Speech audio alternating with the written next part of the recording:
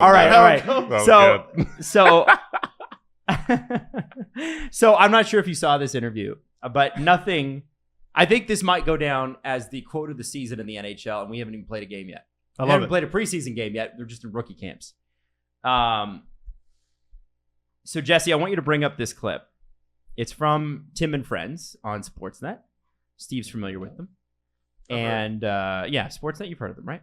Tim and his friends. Right. And, Jesse, when you're ready, you play this clip because nothing rules harder than Jack Hughes standing up for Quinn Hughes. Have you seen this clip? I have not. Oh, you're going to like this clip. Very, very much. This is Jack Hughes standing up for Quinn Hughes. For Quinn Hughes. Because I guess the context is Tim is asking him, hey, is your brother going to be in camp or not? Is he going to sign with the Canucks? Here we go. Quinn in Vancouver is waiting on a deal, and don't worry, I'm not going to ask for the inside track no matter how many Canucks fans tweet into the show. I will leave that alone. But does seeing what he's going through right now make you think about your own extension, or can you just focus on hockey right now? Yeah, just for me, I think I'm just gonna focus on the game. Let my planning do the talking. See how the year goes. But you know, Quinn, he's deserved the money he should get. You know, he's had two pretty good years. I know last year, people were talking about his defense and his dashes, but you know, when you play on one of the worst teams in the division and in the league, that's bound to happen. So. I think he's just waiting now. I know he loves Vancouver and he wants to play there, but the number has to be right. So we'll see when that gets done.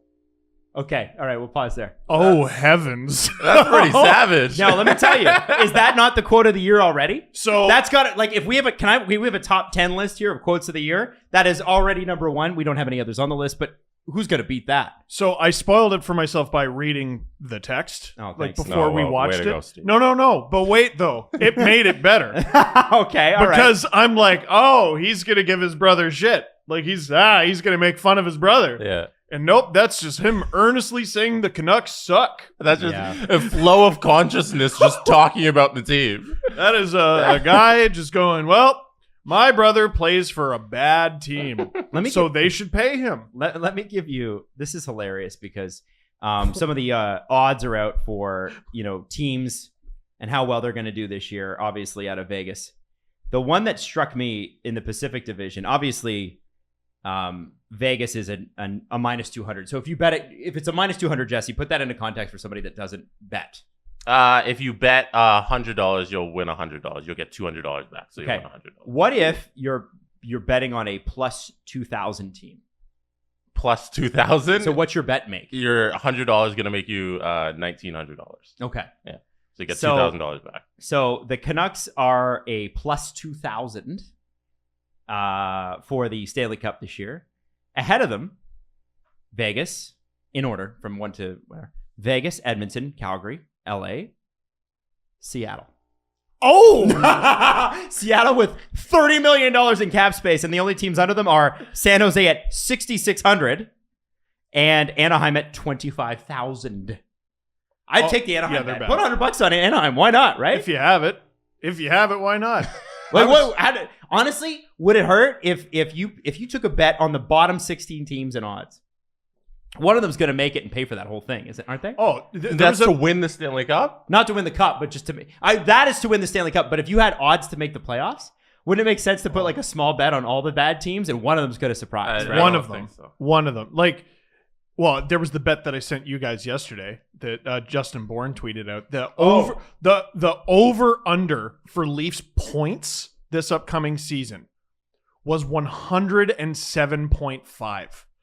I wanted to remortgage the house. So Toronto, Tampa, Boston is how I think that's cool bet. Yeah, cool bets. That's who they got the Leafs being the best regular, or not the best regular. Yeah, best regular season team. So in the league? Well, no, for Atlantic.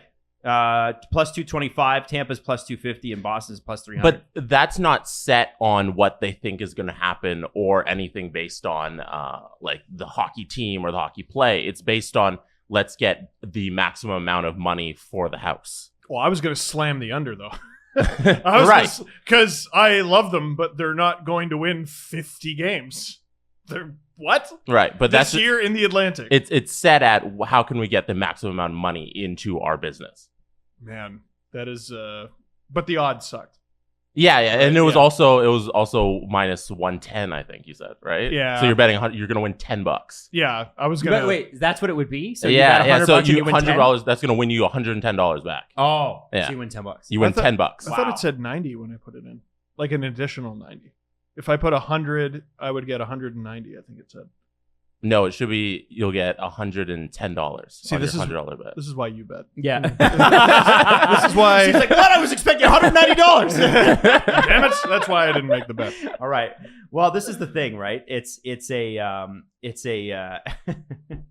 It's one of those things where the Canucks it's not looking great, but without Hughes in the lineup, it's not looking super great. And they, everybody expects that they'll sign by the season, but my question again, always to Canucks fans who love to just go, yeah, F you, the Leafs, is where's this money supposed to come from? People are like, yeah, but they have, I don't know, what do they have? 15 million right now in cap space? What do they have? I think that's their question as well. Like, if they have that much, which seems even pretty high, what are you expecting to pay Hughes and Pettersson? Well, I know that they've got all the leverage, but really, what are you expecting to pay them? they don't though. They not in this case. Well, why do you say that? They don't because there's two, right? Oh. So, and I They've think got 10 million, but by the deadline, it'll be 36 million. I think Quinn's problem is, if you're Jim Benning and you're the Canucks, you have to prioritize. And how is Elias Pettersson not your top priority, even ahead of Quinn Hughes? Mhm. That's his problem right now. And it sounds like Elias Pettersson wants his money. He wants his payday. He wants a long-term deal, right? Mm-hmm. So Quinn is left with what? You're left with what's left. You're left with, let's say Pettersson gets $9 million or something on a long-term deal. Well, what does that leave them with? $6 million? So you got to take a bridge, or you got to sit until they trade somebody, and then you're the guy who sat and they had to trade somebody. It's a tough situation. What I would be asking as a salty Canucks fan is, Jack, don't you play for the Devils? Right. That's what I would have friggin' asked. A team that finished below the Canucks last year in the standings? I mean, maybe he's speaking from experience, I suppose. Well, Yeah. you're going to be a dash on a shitty team. I mean, Oh, listen, yeah. it probably gives him more credence, wouldn't you think? Yeah, he should have said, take it from me, Which would have made it even better. Here's what I'm looking at, okay, with the Canucks. You got Quinn Hughes unsigned. You probably don't care, or they think that they don't care because you got to get Pettersson signed.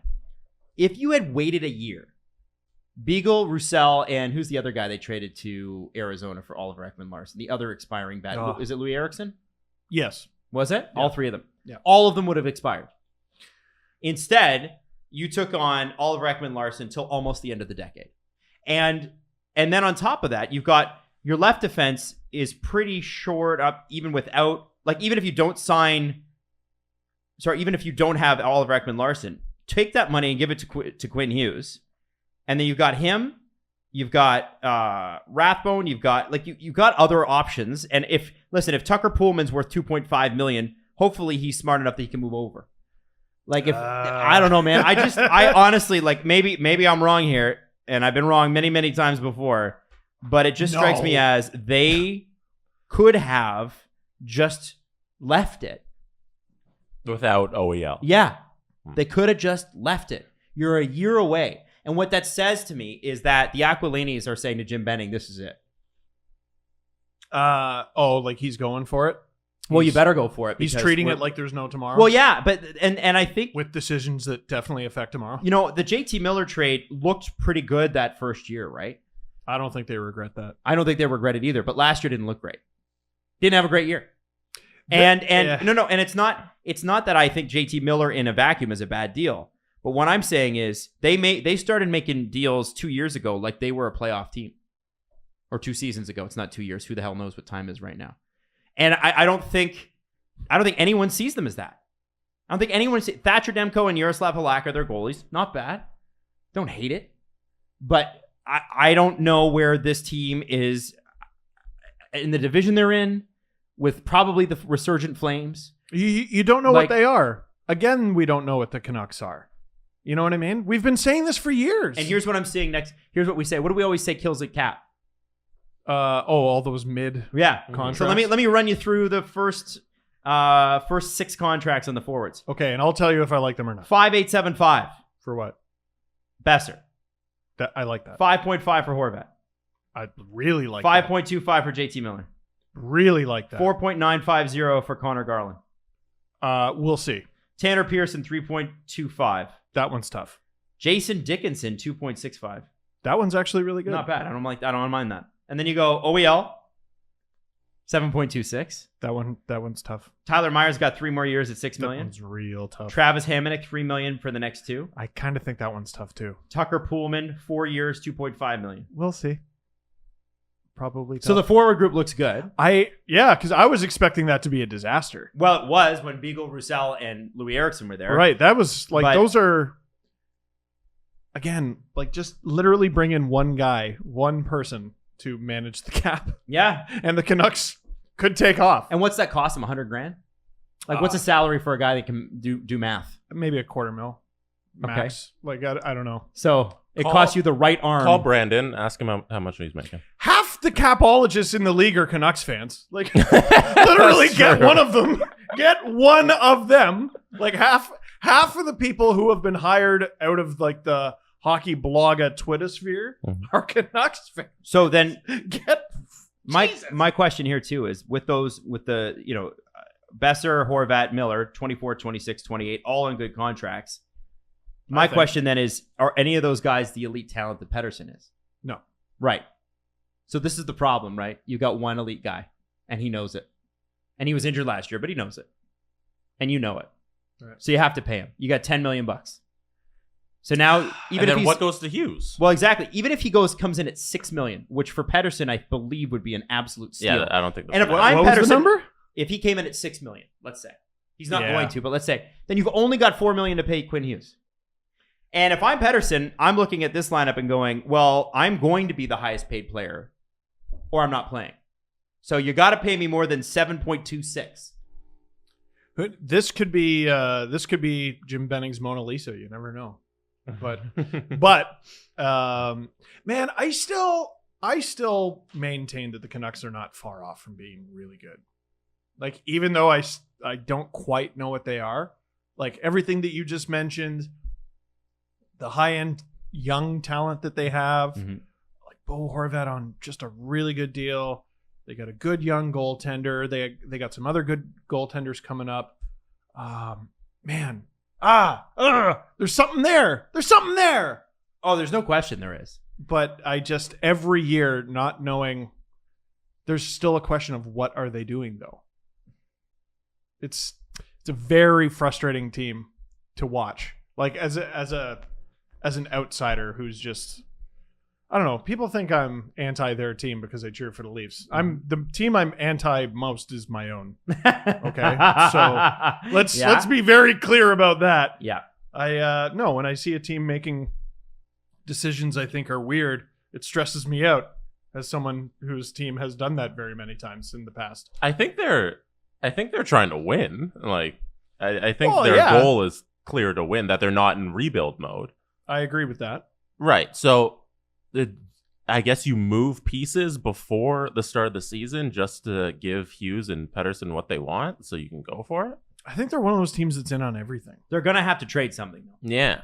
They are going to have to make a move, unless somebody's going on injury reserve. And we said the same thing about Tampa last year, and then Kucherov. He's going to be out exactly 5 months and 2 weeks. It's crazy. It's a copycat league. I wonder if this year is big time shenanigans. Is there somebody on the Canucks who can go to IR? Are there any I'm sure you can make it lingering injuries? an effort for anybody. I'm sure, like the injuries that these players sustain throughout their careers, a normal doctor might say, yeah, they can't play hockey anymore. Well, they already got Michael Furlan on IR, and I'm pretty sure he's done. Is he done? But But he's listed as on IR on Cap Friendly. right. You're also paying. Is that gonna kick in $3.5 million more, or is it already taken off the top of the cap? That I'm not sure about. Off-season IR is weird, Mhm. and I'm pretty sure you only have one off-season IR slot. So let's say it doesn't. Yeah. You're still at $13 million. What are you going to pay Hughes? What are you going to pay Pettersson? 13 makes it a lot easier because then you're only about like $1 million off. What are you, 7 and 6? Because Pettersson, let's give him 8 like that. Okay. I think that's the top end, right? And then Quinn takes 4, 5. You know, it's you'd have to bridge him. According to the market, I think Quinn's the. I was just thinking about it. I think Quinn might end up being the higher paid guy. There's no way. The market for guys like him is 9 Over a first line center. Dude, look what. Oh, I'm not saying it's the right move. I'm saying like look at what they Nurse paid got. for Tucker Pullman. Look what Nurse got. Look what Makar got. Right. And you might go, well, Seth Jones. No, I know Seth Jones is a different part of his career. but Seth Jones Makar got a lot then. of money. Yeah, Makar okay, then. Makar, So fine. then you look at Hughes and you go, well, you're not Cale Makar, and you go, all right, well, I'm not $3 million less than Cale Makar, so you got to give me 7.5, 8.